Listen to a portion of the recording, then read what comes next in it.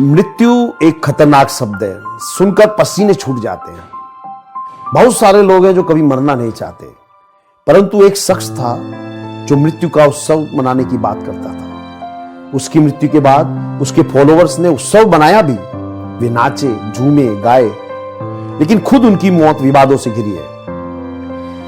भारत के इस बेहद विवादित व्यक्ति का नाम है ओशो। उनके विचारों की वजह से कई लोग उनसे बुरी तरह खार खाए रहते हैं। कुछ लोग पसंद भी करते हैं, कुछ लोग चुपके चुपके से पढ़ते हैं, सुनते हैं।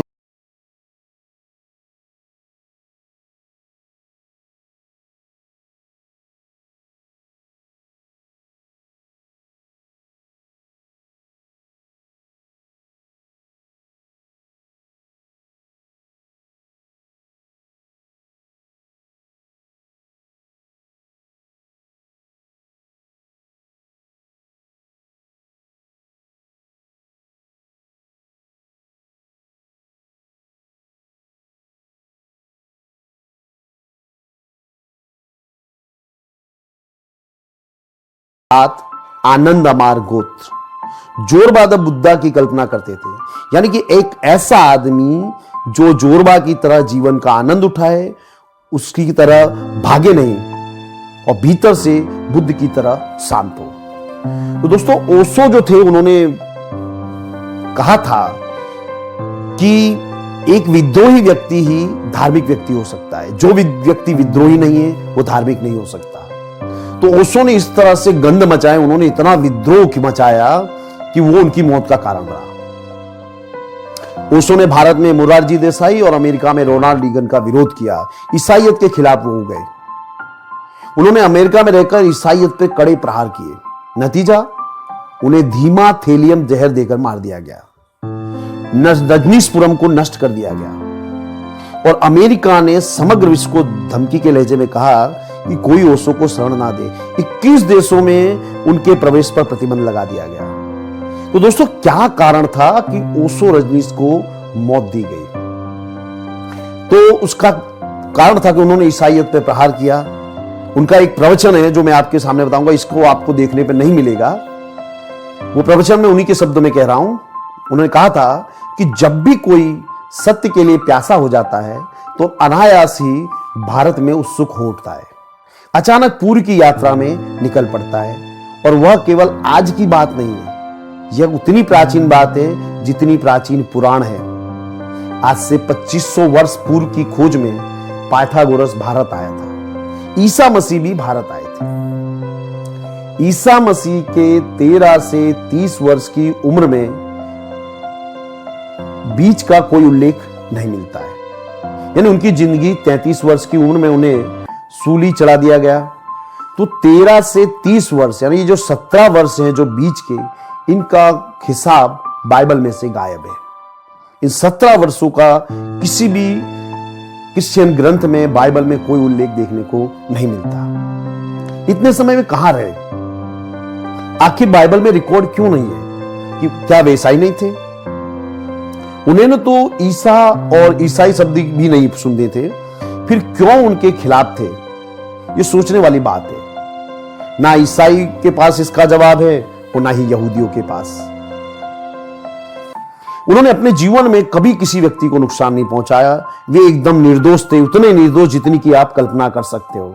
उन्होंने कहा था कि यदि कोई आपके गाल पे तमाचा मारे तो दूसरा गाल उसके सामने प्रस्तुत कर दो। तो जीसस को सूली पर चढ़ाया गया क्योंकि उन्होंने पूर्व के जो ज्ञान था, पूर्व की जो सोच थी, उसे अपनाया था। उन्होंने जो ये बात कही थी कि कोई तुम्हें चोट पहुंचाए, एक गाल पर चांटा मारे तो उसके आगे दूसरा गाल कर देना, ये जो सोच थी दोस्तों, ये सोच पश्चिम की नहीं है। पश्चिम की सोच है आंख के बदले आंख, दांत के बदले दांत। ये सोच ईसा मसीह ने गौतम बुद्ध और महावीर से सीखी। ईसा मसीह जब भारत आए तब बौद्ध धर्म बहुत जीवंत था। यद्यपि बुद्ध की मृत्यु हो चुकी थी, गौतम बुद्ध 500 साल बाद ईसा यहां आए थे। पर बुद्ध ने यहां विराट आंदोलन का तूफान खड़ा कर दिया था। तब तक पूरा मुल्क इसमें डूबा हुआ था। बुद्ध की करुणा, क्षमा और प्रेम को भारत ने जिया था। ईसा कहते हैं कि अतीत के पैगंबरों द्वारा कहा गया था कि कौन है ये, कहा गया था। तो ये जो अतीत के पैगंबर, ये कौन है? अतीत के पुराने टेस्टामेंट में ईश्वर के लिए वचन है, गौतम बुद्ध की शिक्षा के सिवाय दुनिया में कहीं भी परमात्मा को प्रेम करने को नहीं कहा गया है। इस बात का कोई उल्लेख नहीं है। तो इन 17 वर्षों में जीसस भारत, लद्दाख और तिब्बत की यात्रा करते रहे। यही उनका अपराध था कि यहूदी परंपरा को बिल्कुल अपरिचित विचारधारा से उन्होंने जोड़ दिया। तुम्हें जानकर आश्चर्य हुआ कि उनकी मृत्यु भी भारत में हुई और ईसाई रिकॉर्ड इस तथ्य को नजरअंदाज करते हैं। यदि उनकी बात सच है कि जीसस पुनः जीवित हुए, फिर पुनः जीवित होने के बाद उनका क्या हुआ, इसका कोई उल्लेख कहीं पर नहीं है। आजकल वे कहां हैं, उनकी मृत्यु का तो कोई उल्लेख है ही नहीं। सच्चाई यह है कि वे कभी पुनर्जीवित नहीं हुए। वास्तव में वे कभी मरे ही नहीं थे, क्योंकि यहूदियों का जो मारने का तरीका था, यह सर्वाधिक फूहड़ तरीका था। यह जो तरीका था सूली पे लटकाने का, इसमें आदमी को मरने में करीब 48 घंटे लगते हैं, क्योंकि हाथ में कीलें ठोक दी जाती है, बूंद बूंद करके उसमें से खून टपकता रहता है। यदि आदमी स्वस्थ हो तो 60 घंटों से भी ज्यादा समय तक जीवित रह सकता है, और औसतन 48 घंटे तक तो व्यक्ति जीवित रहता है। तो पोंटियस ने जीसस के शिष्यों के साथ मिलकर उनकी हत्या कर दी। कश्मीर में उनकी कब्र है, उस पर जो लिखा हुआ है हिब्रू भाषा में, स्मरण रहे, भारत में कोई यहूदी नहीं रहता था उस समय। उस शिलालेख पर खुदा है, हिब्रू भाषा में ईसा मसीह का नाम लिखा गया है। यह है जोशुआ का ग्रीक रूपांतर, इसका ग्रीक रूपांतर होता है जोशुआ। यहां आए थे, तारीख वगैरह सब दी गई है। वो एक महान सदगुरु थे जो स्वयं को भेड़ों का गड़रिया पुकारते थे। अपने शिष्यों के साथ शांतिपूर्वक 112 साल की दीर्घायु तक यहां पर वे कश्मीर में रहे थे। वह स्थान भेड़ों के चरवाई के नाम से कहलाने लगा। आज भी तुम वहां जा सकते हो। वह शहर अभी भी है। जीसस यहां रहना चाहते थे ताकि और अधिक आत्मिक विकास कर सके। छोटे से शिष्य समूह के साथ वे रहना चाहते थे ताकि वे मौन में डूबकर आध्यात्मिक प्रगति कर सके।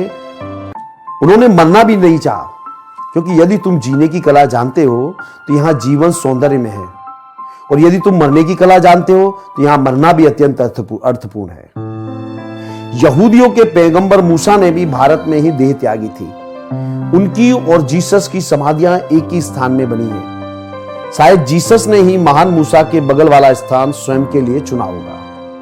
मूसा को 40 वर्ष लगे जब वो इजराइल पहुंचकर उन्होंने घोषणा की कि यही वह जमीन है, परमात्मा की जमीन, जिसका वादा किया गया था। और अब मैं वृद्ध हो गया हूं। नई पीढ़ी वालों, अब तुम संभालो। जिस